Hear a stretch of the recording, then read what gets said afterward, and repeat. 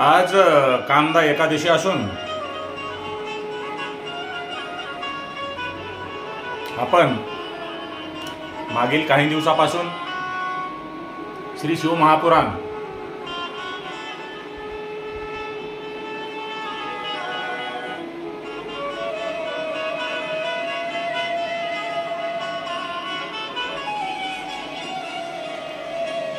हे पाहत असून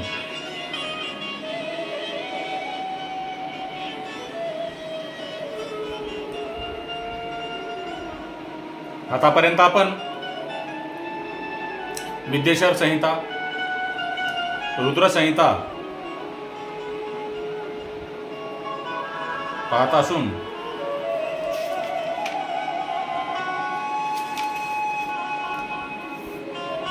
रुद्र संहितेतील सतीखंड, सती चरित्र यावर प्रकाश टाकणार असून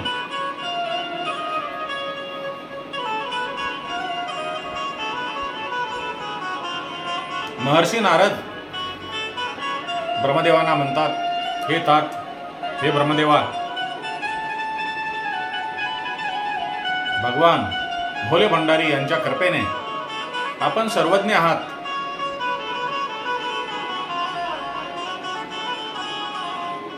तुमच्या मुखातून मंगलकारक अमृतमयी शिवकथा ऐकून माझ्या मनामध्ये त्यांच्याविषयी अधिक भाव निर्माण झालेला आहे. त्यांच्याविषयी अधिक माहिती घेण्याची माझी जिज्ञासा झाली असून मी माता सतीच्या कीर्तीचे दिव्य शिवचरित्र ऐकू इच्छितो.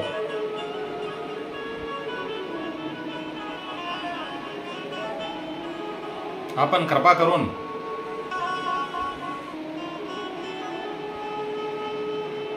त्यांची कथा, त्यांचे चरित्र मला सांगावे.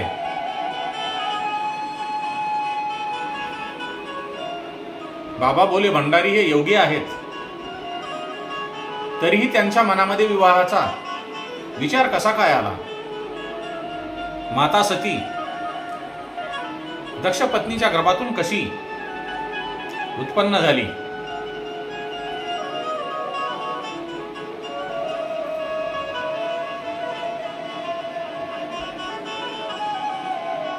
तिने दक्षावर नाराज होऊन आपल्या शरीराचा त्याग का केला? आणि पुन्हा हिमालयाची कन्या कशी झाली? त्यांचा विवाह कसा झाला आणि कामदेवांना भगवान श्री शिवशंकर यांनी कसे भस्म केले? आणि माता पार्वती बाबा भोले भंडारी यांच्या अर्ध्या शरीरापासून कशी निर्मिती झाली? भगवान श्री शिवशंकर यांचे अर्धनारीश्वर रूप काय आहे? हे भगवान, हे ब्रह्मदेव, या बाबतीत आपण मला सविस्तर सांगावे, अशी महर्षी नारदांनी ब्रह्मदेवाकडे विनंती केल्यानंतर ब्रह्मदेव सांगतात, हे नारद, भगवान श्री शिवशंकर यांच्या कथा अत्यंत शुभ आणि कल्याणदायक, या जडजीवाचे कल्याण करणारे आहेत.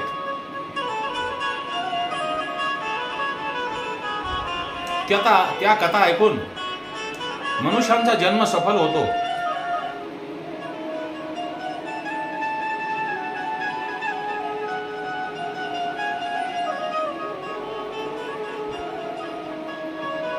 हे नारद, मी आता आपणास काय सांगतो ते लक्ष देऊन ऐकावे.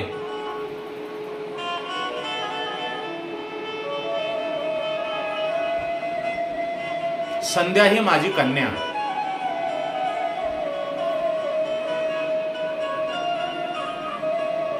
एके दिवशी तिचे सौंदर्य पाहून मी कामपीडित झालो. तेव्हा महायोगी रुद्रांनी माझा धिक्कार करून आणि हे ब्रह्मदेव, संध्या ही तुमची कन्या आहे, तरी पण तुम्ही तुमच्या कन्येवर कामपिढी झालात. तुमच्या पितृधर्माचा धिक्कार असो, याचे स्मरण करून बाबा भोले भंडारी हे कैलास पर्वतावर निघून गेले. मायेने मोहित होऊन मी त्यांच्याशी वैर धरून त्यांचा द्वेष करत होतो.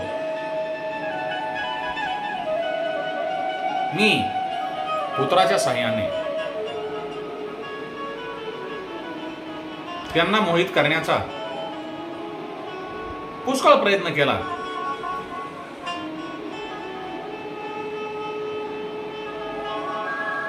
त्यानंतर मी भगवान महाविष्णू नारायण यांचे ध्यान केले. बाबा भोले भंडारी यांना पूर्णपणे जाणणाऱ्या भगवान महाविष्णू नारायण यांनी मला अनेक वेळा समजावण्याचा प्रयत्न केला. हे ब्रह्मदेव, बाबा भोलेनाथ हे जगाचे पालक आहेत, जगाचे निर्माते आहेत, जगाचा संहार करणारे आहेत. आपण त्यांचा वैर करणे, त्यांचा द्वेष धरणे बरोबर नाही.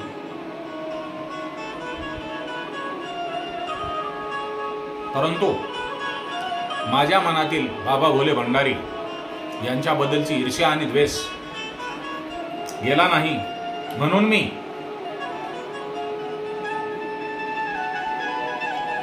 बाबा भोले भंडारी यांना मोहित करण्यासाठी दक्षापासून सतीची उत्पत्ती केली.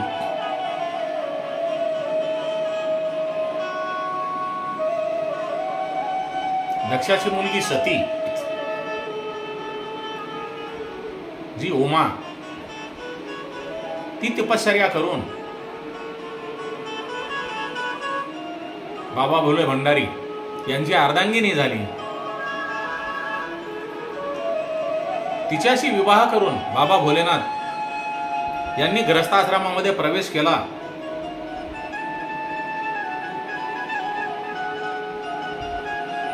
कालांतराने भगवान श्री शिवशंकर याच्या मायेने त्यांचे सासरे दक्ष प्रजापती यांना अभिमान, अहंकार याने ग्रासल्यामुळे मी फार मोठा आहे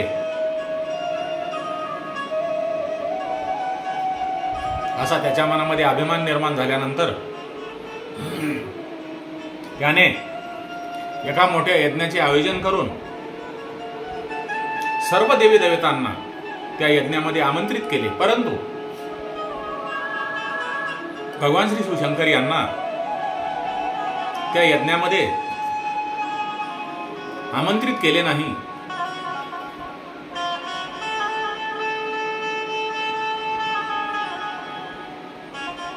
दक्ष प्रजापती यांची मुलगी माता सती यांना आपल्या पित्याकडे मोठ्या यज्ञाचे आयोजन केले असून आपणाला बोलावलेले नाही.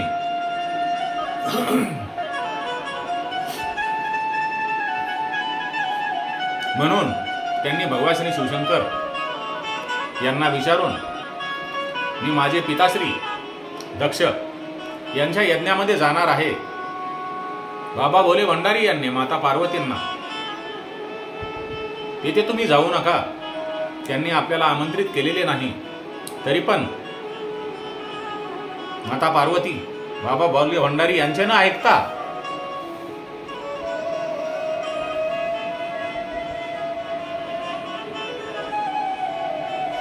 यज्ञामध्ये आपल्या वडिलांच्या सहभागी होण्यासाठी गेली. बाबांनो, आपला कोणीही किती जवळचा नातेवाईक असेल आणि त्यांच्याकडे एखादा मोठा कार्यक्रम होत असेल आणि त्यांना आपल्याला बोलावण्याची गरज वाटत नसेल, त्या यजमानांनी आपल्याला त्या कार्यक्रमामध्ये बोलावले नसेल, आपण तेथे जाणे योग्य नाही.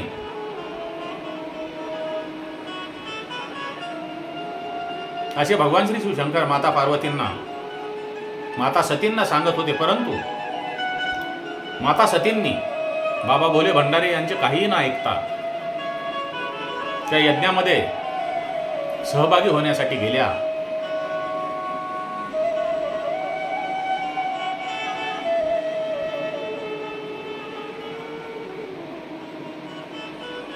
माता सती यज्ञामध्ये गेल्यानंतर दक्ष प्रजापती माता सतीचे पिता यांनी सतीकडे पाहून ही येथे कशासाठी आलेली आहे, मी हिला आणि हिच्या पतिदेवांना म्हणजे बाबा भोले भंडारी यांना मी करत असलेल्या यज्ञामध्ये आमंत्रण दिलेले नाही,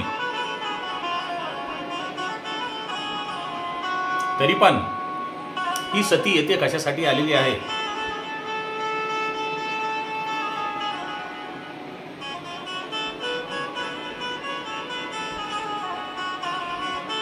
अशा मनामध्ये विचार करत असताना माता सती माता पार्वती यांनी चालू असलेल्या यज्ञामध्ये सर्व देवतांना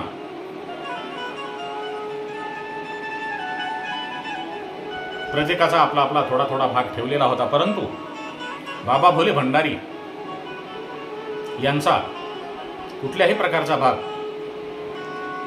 दक्षाने यज्ञामध्ये ठेवलेला नसल्यामुळे माता जगदंबा एकदम चिडून गेली. त्याचे कारण कोणतीही महिला आपल्या पतीचा अपमान झालेला सहन करणार नाही. ती तर साक्षात माता जगदंबा माता पार्वती यांना आपल्या पतीचा अपमान झालेला कसा आवरेल.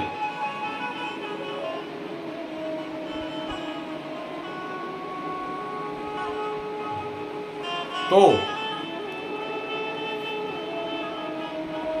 बाबा भोले भंडारी यांचा झालेला अपमान, यज्ञामध्ये न ठेवलेला सहभाग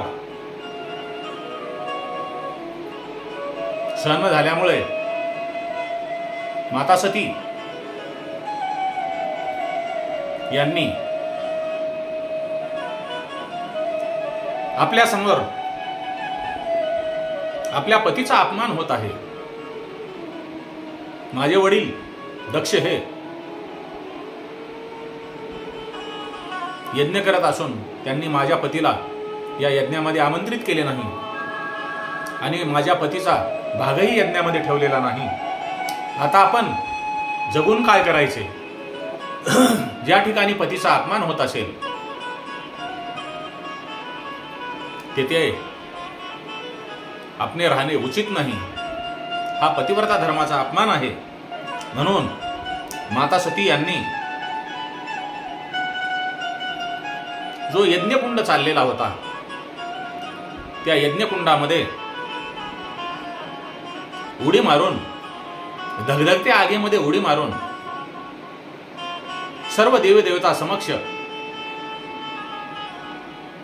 आपला देहत्याग केला. माता सती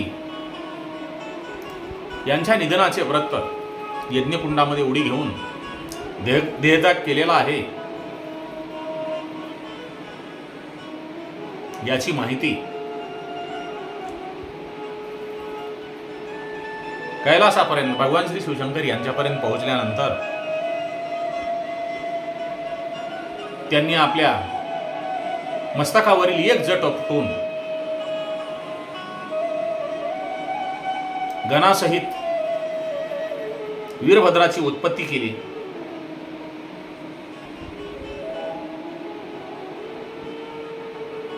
त्यांना सर्व माहिती सांगून दक्ष यज्ञाचा विध्वंस करण्याचा आज्ञा दिल्यानंतर वीरभद्र पुष्कळच्या गणांना घेऊन दक्षाच्या यज्ञामध्ये घुसून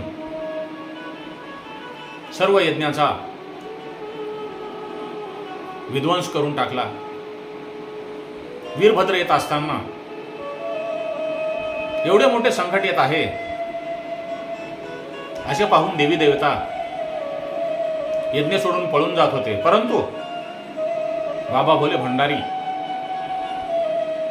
यांनी आपल्या जटाईमधून निर्मन्न केलेल्या वीरभद्रांनी कोणालाही सोडले नाही. यज्ञाची प्रचंड हानी केल्यानंतर दक्षाचा आपल्या खड्गाने शिरच्छेद करून मस्तक धडापासून वेगळे करून ते मस्तक यज्ञकुंडाच्या आगीमध्ये जाळून भस्म केले. दक्ष यज्ञाचा विध्वंस करून वीरभद्र गणासह कैलासावर गेला. भगवान बाबा भोले भंडारी यांना संपूर्ण झालेल्या प्रकाराबद्दल माहिती देऊन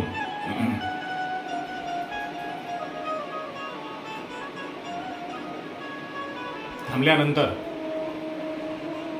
सर्व देवी देवता बाबा भोले भंडारी यांच्याकडे जाऊन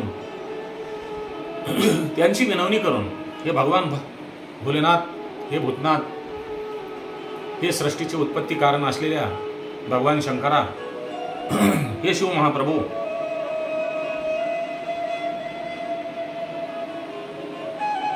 आपण दक्षांना जिवंत करावे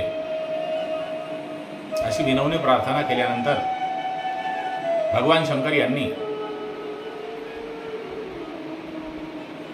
दक्षां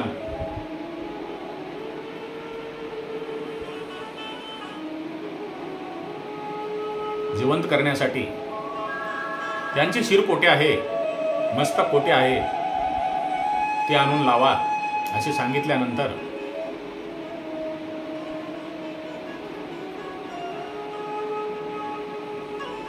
दक्षाची शिर या अग्नीमध्ये जळून खाक झालेली आहे. तेव्हा एका बकऱ्याचे शिर दक्ष प्रजापतीला लावून त्यांना जिवंत करण्यात आले. पुन्हा नंतर व्यवस्थित यज्ञ सर्वांनी पूजा करून पार पाडला. यज्ञ प्रसंगी भगवान श्री शिवशंकर यांचे सर्व देवदेवतांनी पूजा अर्चन केले. माता सती ज्यावेळेला यज्ञामध्ये उडी देऊन आपले ध्येय करत होती, त्यावेळेला भगवान श्री शिवशंकर यांना माहिती मिळाल्यानंतर त्यांनी माता सतीचे ध्येयत्याग केलेले शरीर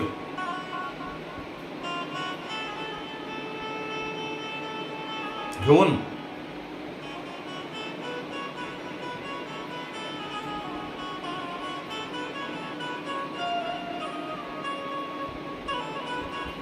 फिरत असताना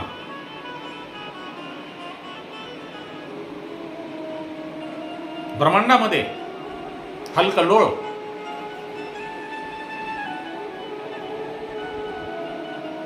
निर्माण झाल्यानंतर सर्व देवी देवतांनी भगवान महाविष्णू नारायण यांची प्रार्थना करून हे नारायण बाबा भोले भंडारी हे माता सती यांचे जळालेले शरीर घेऊन फिरत आहेत, आपण काहीतरी यावर उपाय करा असे सांगितल्यानंतर भगवान महाविष्णू नारायण यांनी आपल्या बाबा भोले भंडारी यांनी दिलेल्या सुदर्शन चक्राच्या साह्याने भगवान श्री शिवशंकर यांना विनंती करून माता सती यांच्या जळालेल्या शरीरांचे तुकडे केले. ते तुकडे 51 ठिकाणी पडल्यामुळे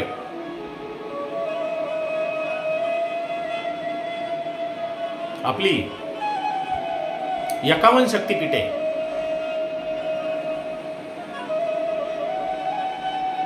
तयार झालेली असून त्यापैकी 3.5 शक्तिपीठे आपल्या महाराष्ट्रामध्ये आहेत. बाकी उर्वरित भारतात आणि इतर देशामध्ये आहेत. आजची कथा आपण येथेच संपन्नावर असून पुढील भागामध्ये संध्या आणि कामदेवाचे प्राकट्य पाहणार आहोत. हरि ओम तत्सत. हरि ओम तत्सत. ओम नमो भगवते वासुदेवाय. कृष्णं वंदे जगद्गुरुम्.